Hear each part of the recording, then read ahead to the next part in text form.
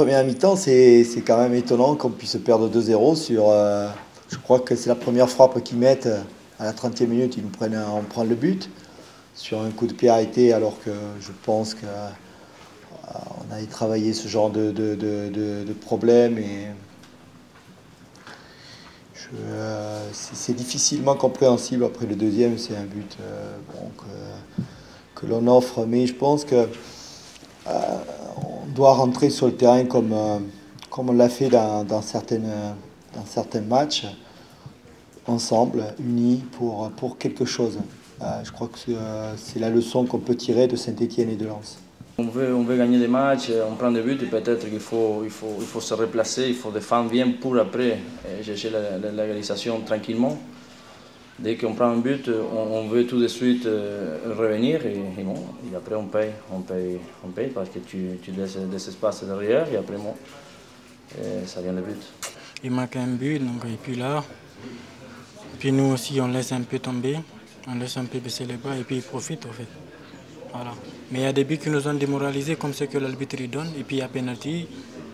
Nous on a eu des pénaltys et tout ça, mais ça me dégoûte tout ça quoi putain. Moi j'ai jamais perdu 3-0 deux fois de suite, j'ai jamais perdu de ça. Mais... C'est vrai que je suis pas très content parce que bon, déjà contre Marseille c'était chaud, moins qu'on puisse dire. Bon, et là ce soir, bon, ceci dit, c'est pas l'arbitre qui met les buts contre nous, hein. Faut pas non plus exagérer. Donc c'est vrai que peut-être il y a faute avant. On a une balle de 2-1 également pour revenir. On doit revenir. Je pense qu'il y a faute et fait de main à un moment donné, effectivement. Bon, il y a 3-0, donc vous savez, non, je crois qu'il ne faut pas non plus penser. Il faut effectivement, il y a des faits de jeu qui sont préjudiciables à notre équipe en ce moment. Mais il faut aussi que nous, tout le monde se remette en question. On a oublié un petit peu notre point fort, que c'était défendre. Les matchs de avant, on défendait bien. Et dans ce moment, on prend des buts facilement. On commet des erreurs tactiques, il ne faut pas le faire. Et après, c'est dur de revenir, surtout à l'extérieur. Mais bon, je crois qu'il faut encore travailler, il faut s'en remettre dans la tête des choses qu'on fait bien. Bon, il faut travailler pour trouver encore des victoires. Sur un tir oui, mais bon, attendez, en première période, s'il y a une équipe qui doit mener il y a Mazou, il a deux ou trois bonnes opportunités, on a plus de jeu que là. En ce moment, il faut aussi ouvrir les yeux. Donc voilà, après, il y a des choses qui sont dites et en vertu du terrain qui nous est proposé, il y a des choses qu'on ne peut pas faire. Et je crois que dans mon équipe, il y a des joueurs qui pensent être au-dessus du niveau de ce que peut proposer le terrain. Parce qu'il y a des fois, bon, il faut jouer avec l'adversaire, bien sûr. Mais également, il y a une donnée ce soir qui était difficile, c'était le terrain.